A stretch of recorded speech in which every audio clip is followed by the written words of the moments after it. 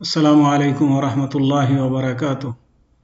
আলহামদুলিল্লাহি রাব্বিল আলামিন ওয়াসসালাতু ওয়াসসালামু আলা আশরাফিল আমবিয়াই ওয়াল মুরসালিন নবিয়িনা মুহাম্মদ ওয়া আলা আলিহি ওয়া আসহাবিহি আজমাইন, আম্মা বা'দ। সম্মানিত ছাত্র ভাইরা, আমি এখন ক্লাস 1 এর হাদিসের ক্লাস শুরু করছি। আজকের হাদিসের বিষয়বস্তু হচ্ছে ঈর্ষা ও হিংসা করা হারাম। এ মর্মে عن أنس بن مالك رضي الله عنه أن رسول الله صلى الله عليه وسلم قال: لا تباغضوا ولا تحاسدوا ولا تدابروا وكونوا عباد الله إخوانا ولا يحل لمسلم أن يهجر أخاه فوق 3 أيام। صحيح البخاري رقم الحديث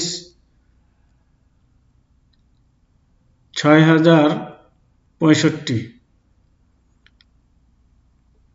এবার আসুন আমরা সংক্ষিপ্ত আকারে শাব্দিক অর্থ জেনে নিই। তা হচ্ছে আন মানে হইতে। আমি আগে বলেছিলাম যে আনের পূর্বে একটি শব্দ উহ্য আছে, সেটি হচ্ছে রবিয়া শব্দ, যার মানে হচ্ছে বর্ণিত হয়েছে। আনাস ইবনে মালিকিন, আনাস একজন ব্যক্তির নাম, বিন মানে পুত্র, মালিক মানে মালিক আর একজন ব্যক্তির নাম, তার মানে হচ্ছে মালিকের পুত্র আনাস হইতে বর্ণিত। রাদিয়াল্লাহু আনহু, রাদিয়া মানে সন্তুষ্ট হন, আল্লাহ মানে আল্লাহ, আনহু আন মানে প্রতি, আর হু মানে তার, তো আল্লাহ তার প্রতি সন্তুষ্ট হন। আন্না রাসূলুল্লাহ সাল্লাল্লাহু আলাইহি ওয়াসাল্লাম, আন্না মানে নিশ্চয়, ইন্না আন্না এগুলোর মানে হচ্ছে নিশ্চয়। রাসূল আল্লাহ, রাসূল মানে হচ্ছে বার্তাবাহক।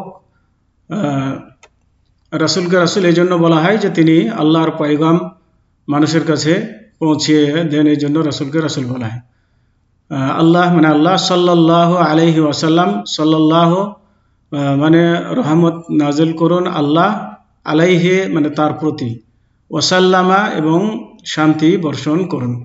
ক্বালা তিনি বলেছেন, তিনি একজন পুরুষ বলেছেন, লা তাবাগাযু, লা তাবাগাযু তোমরা পরস্পর পরস্পরকে ঘৃণা করো না। তাবাগাযু মানে পরস্পর পরস্পরকে ঘৃণা করো না। ওয়ালা তাহাসাদু, ওয়ালা তাহাসাদু এবং তোমরা পরস্পর পরস্পরকে ঈর্ষা বা হিংসা করো না।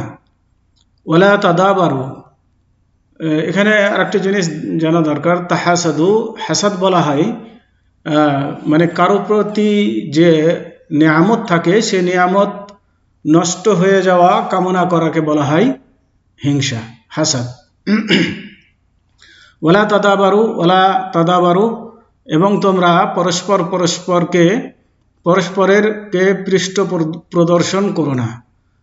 তোমরা পরস্পর পরস্পরকে পৃষ্ঠ প্রদর্শন করো না, তার মানে একজনের সাথে সাক্ষাৎ হলে মুখ ঘুরিয়ে নিও না, এরকম। ও কুনু, কুনু ওয়া মানে এবং, কুনু মানে হয়ে যাও, ইবাদ আল্লাহ, ইবাদ মানে বান্দা, আল্লাহ মানে আল্লাহর, ইখওয়ানান মানে ভাই ভাই। ও কুনু ইবাদ আল্লাহ ইখওয়ানা, তোমরা হে আল্লাহর বান্দা ভাই ভাই হয়ে যাও। ওয়ালা ইয়াহিল্লু, লা ইয়াহিল্লু, লা মানে নয়, ইয়াহিল্লু মানে হালাল হওয়া, তাহলে হালাল নয় লে মুসলিমিন কোনো মুসলমানের জন্য, লে মানে জন্য, মুসলমান মানে মুসলমানের জন্য। আইয়াহজুরা, আইয়াহজুরা মানে পরিত্যাগ করা, পরিত্যাগ করা। আখা হু, আখুন মানে ভাই, আর হু মানে তার, তার ভাইকে। ফাউকা মানে ঊর্ধ্বে, সালাসাতে আইয়াম, সালাসা মানে 3, আইয়াম ইয়ামুনের বহুবচন মানে দিন, মানে 3 দিনের ঊর্ধ্বে কারো তার ভাইকে পরিত্যাগ করা বৈধ নয়। এবার আসুন হাদিসের অর্থ। আনাস বিন মালিক রাদিয়াল্লাহু আনহু হতে বর্ণিত, তিনি বলেন, আল্লাহর রাসূল সাল্লাল্লাহু আলাইহি ওয়াসাল্লাম বলেছেন, তোমরা পরস্পর পরস্পরকে ঘৃণা করবে না এবং হিংসা ও ঈর্ষা করবে না এবং পৃষ্ঠ প্রদর্শন করবে না। হে আল্লাহর বান্দাগণ, তোমরা একে অপরের ভাই হয়ে যাও। আর কোনো মুসলমানের জন্য উচিত নয় যে সে 3 দিনের বেশি তার ভাইয়ের সাথে সম্পর্ক ছিন্ন করে রাখবে। সহিহ বুখারী হাদিস নম্বর 6065। হাদিস বর্ণনাকারীর পরিচয়।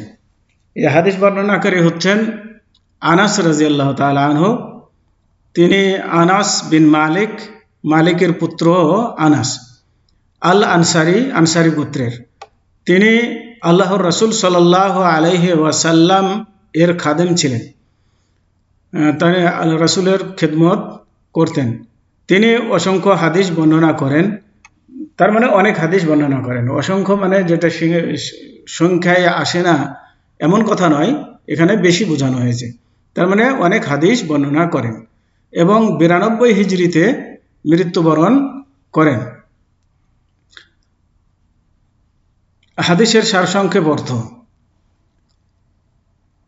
এ হাদিসের মাধ্যমে আল্লাহর রাসূল সাল্লাল্লাহু আলাইহি ওয়াসাল্লাম পরস্পরের মধ্যে ভ্রাতৃত্বভাব, সহমর্মিতা, ভালোবাসার বন্ধনে আবদ্ধ থাকার নির্দেশ দিয়েছেন।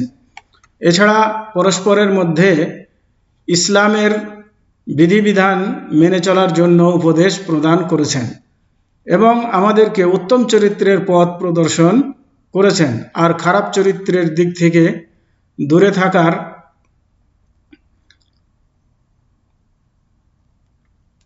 থাকতে বলেছেন। আমাদের হৃদয় থেকে হিংসা, বিদ্বেষ ও ক্রোধ যেন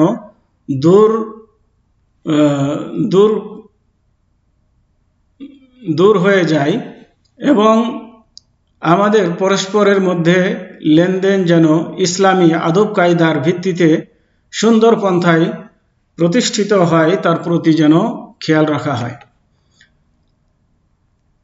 এ হাদিসে আরও ইঙ্গিত রয়েছে যে ভ্রাতৃত্ববোধ জন্মসূত্র ও রক্তের বন্ধনের চেয়ে আরও মজবুত, কেননা এর মূল ভিত্তি হলো ঈমান। অতএব কোনো কারণে একজন মুসলমানের উচিত নয় যে সে তার ভাইয়ের সাথে 3 দিনের বেশি সম্পর্ক ছিন্ন করে রাখবে বা তার কাছ থেকে দূরে সরে থাকবে। কিন্তু প্রকৃত ইসলাম ধর্মের বিষয়ে সম্পর্ক ছিন্ন হলে সেটার বিধান আলাদা। তবে তার সাথে সম্পর্ক স্থাপন করবে এই আশায় যে সে যেন প্রকৃত ইসলাম ধর্মের বিরোধিতা থেকে ফিরে আসে। এবার আসুন হাদিস হতে শিক্ষণীয় বিষয়। এই হাদিস পড়ে আমরা কি শিখলাম তা আমরা সংক্ষিপ্ত আকারে জেনে নিই। এখানে পরস্পরকে ঘৃণা ও শত্রুতা করা, হিংসা ও ঈর্ষা করা এবং একজন ভাইয়ের সাথে সম্পর্ক ছিন্ন করা হারাম। 2, যে কোনোভাবেই হোক না কেন অন্য কোনো মুসলমানকে কষ্ট দেওয়া নিষেধ। 3 দিনের বেশি কোনো মুসলমানের জন্য তার ভাইয়ের সাথে সম্পর্ক ছিন্ন করা হারাম। তার মানে কারো সাথে মনোমালিন্য হতে পারে, হওয়াটা স্বাভাবিক, কিন্তু 3 দিনের মধ্যেই তার সাথে সম্পর্ক স্বাভাবিক করে নিতে হবে, রাগ করে থাকা যাবে না। কারো সাথে সম্পর্ক ছিন্ন করা মুসলমানের চরিত্র নয়। মুসলমানের সাথে সম্পর্ক গড়বে, সম্পর্ক ছিন্ন করবে না, এটা হচ্ছে ইসলামের শিক্ষা। 5, হাদিসে মুসলমানদের পরস্পরের মধ্যে ভ্রাতৃত্ববোধ ও সহমর্মিতার জন্য উৎসাহ দেওয়া হয়েছে। তো আজকে এ পর্যন্তই। ওয়াসাল্লাল্লাহু আলা নবিয়িনা মুহাম্মদ ওয়া আলা আলিহি ওয়া আসহাবিহি ওয়া বারিক ওয়া সাল্লিম।